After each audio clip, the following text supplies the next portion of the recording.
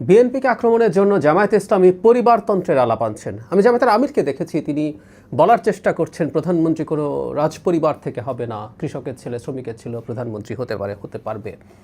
শুনতে ভালো শোনায় যদি সেই দলটা তার আমলটা এভাবে করত, কিন্তু সেই দলটার মধ্যেও পরিবারতন্ত্র আমরা দেখছি, এবারকার নির্বাচনে খুব ভালোভাবে দেখছি। এখন প্রশ্ন হলো এই, কতটুকু পরিবারতন্ত্র আবার তাদের কাছে হালাল আর কতটুকু হলে হারাম, সেটা গুরুত্বপূর্ণ। যেমন জামায়াতে ইসলামীর এমপি ইলেকশন করছেন এবার জনাব মতিউর রহমান নিজামীর সন্তান, নির্বাচন করছেন দেলোয়ার হোসেন সাঈদীর 2 সন্তান, মীর কাশেম আলীর সন্তান ব্যারিস্টার আরমান। আমি আরমানকে নিয়ে একটু আলাদাভাবে কথা বলতে চাই যে পরিবারতন্ত্রের সবচেয়ে ন্যাক্কারজনক উদাহরণ হচ্ছে এটা। বাংলাদেশের ইতিহাসে এরকম নেই বলে আমি মনে করি। একটা জিনিস মনে রাখা দরকার, সেটা হচ্ছে, আমি আরেকটা জায়গাও দেখলাম, আমি নিশ্চিত নই, আর মতিউর রহমান নিজামের মেয়ের জামাইও প্রার্থী হয়েছেন। মানে পরিবারতন্ত্র জামাতে নেই, ওনাদের আমির পরবর্তীতে কেউ হবেন কি হবেন না সেটা আরেক আলোচনা। লক্ষণ বলছে তারা সবই একই কাজই করছেন। ওই যে বলছিলাম, এটা একটা ন্যারেটিভের যুদ্ধ চলছে, ন্যারেটিভ তৈরি করে ফেলা যায়, মানুষকে বিশ্বাস করিয়ে ফেলা যায়। পরিবারতন্ত্র ভালো না খারাপ এই আলোচনা হতে পারে, বিশেষ করে পরিবারতন্ত্র যদি শুধু পরিবার হওয়ার কারণে। যেমন তারেক রহমান, আমি মনে করি তার মতো রাজনীতিতে প্রস্তুত হয়ে খুব বেশি মানুষ আসেননি। আই মেন ইট। 2001-06 তিনি যতটুকু রাজনীতির দীক্ষা পেয়েছিলেন, পরবর্তীতে ক্ষমতার বাইরে থাকার সময় একটা মানুষের রাজনীতি আসলে শেখা হয়ে ওঠে যখন তিনি বিরোধী দলে থাকেন, আমি মনে করি। বেগম খালেদা জিয়াও তেমনি রাজনীতিবিদ হয়ে উঠেছিলেন যখন জিয়াউর রহমান হত্যাকাণ্ডের শিকার হলেন, এরশাদ শাসন আসলো, তখন সেই এরশাদ বিরোধী সময়ের আন্দোলনের মাধ্যমে। ঠিক একইভাবে জনাব তারেক জিয়া বিরোধী দলে থেকে বছরের পর বছর দল পরিচালনা করে সত্যিকার অর্থেই একজন অসাধারণ নেতা হয়ে উঠেছেন। তার পারিবারিক ব্যাকগ্রাউন্ড আছে, সেটা তাকে সাহায্য করেছে, অস্বীকার করি না, কিন্তু শুধু তিনি পরিবারের সদস্য হন বলেই নেতা হয়ে গেছেন, খুব খুব ভুল ধারণা। যেটা বলছিলাম, ব্যারিস্টার আরমান ঢাকায় একটা আসনে নির্বাচন করছেন সঞ্জিদা ইসলাম তুলির বিরুদ্ধে। এর চেয়ে খুব বাজে ধরনের পরিবারতন্ত্রের উদাহরণ আসলে হতে পারে না। কেন বলছি? আরমানের প্রতি আমাদের সবার সহমর্মিতা আছে, সত্যিই আছে।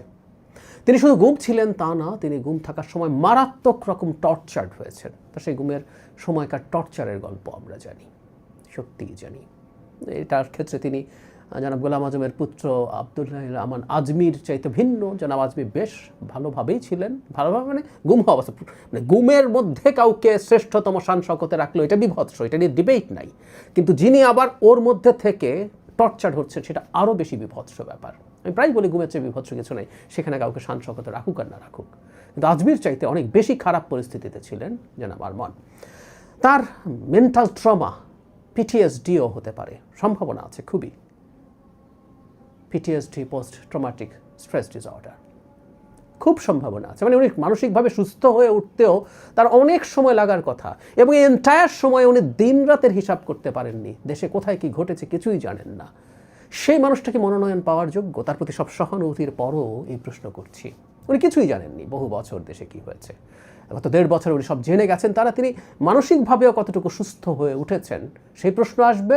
তার উপরে ওনাকে এই অবস্থায় কয়েক মাস আগেই, জামাত তো তার প্রার্থিতা চূড়ান্ত করেছে বেশ আগে, কয়েক মাস আগেই নির্বাচনের মাঠে নামিয়ে দেওয়া হয়েছে, জাস্ট মানুষের সিম্প্যাথি ব্যবহার করে নির্বাচনে জেতার জন্য। এবং অবশ্যই জনাব আরমানের বাবা ধনাঢ্য ব্যবসায়ী মীর কাশেম আলী জামাতের গুরুত্বপূর্ণ নেতা ছিলেন, এবং তিনি জামাতকে প্রচুর ফাইন্যান্স করতেন, এ ধরনের কথা প্রচলিত আছে। সেটা হতেই পারে, থাকতেই পারে। তো জনাব আরমানকে মনোনয়ন দেওয়ার মাধ্যমে পরিবারতন্ত্রের এক চূড়ান্ত দেখালেন জামাতে ইসলামী। অন্যগুলো তো আছেই, এটা চূড়ান্ত। মানে উনি জামাতের কী কর্মকাণ্ডে জড়িত ছিলেন, উনি জামাতের কোন পদে গেছেন, কি জানেন উনি দেশ সম্পর্কে, কি পরিস্থিতিতে ছিলেন, অ্যাবভ অল তিনি মানসিকভাবে অসুস্থ হওয়ার সমূহ সম্ভাবনা আছে, ওইটা উনি আছেন, সত্যিই আছেন। ওনার দীর্ঘমেয়াদী চিকিৎসা প্রয়োজন। ওনার জায়গায় আমি থাকলে উনি যতটুকু অসুস্থ, আমি হয়তো আরও বেশি অসুস্থ হয়ে যেতে পারতাম, আমরা অনেকেই হয়ে যেতে পারতাম।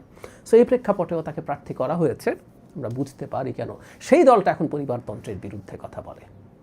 ওই যে বলছিলাম, ন্যারেটিভ বলে চালিয়ে দিতে পারলেই দাঁড়িয়ে যায়, এবং তাদের একটা ইকোসিস্টেম আছে, সমানে প্রচার করতে থাকে, প্রচারের অনেকে এটা দিয়ে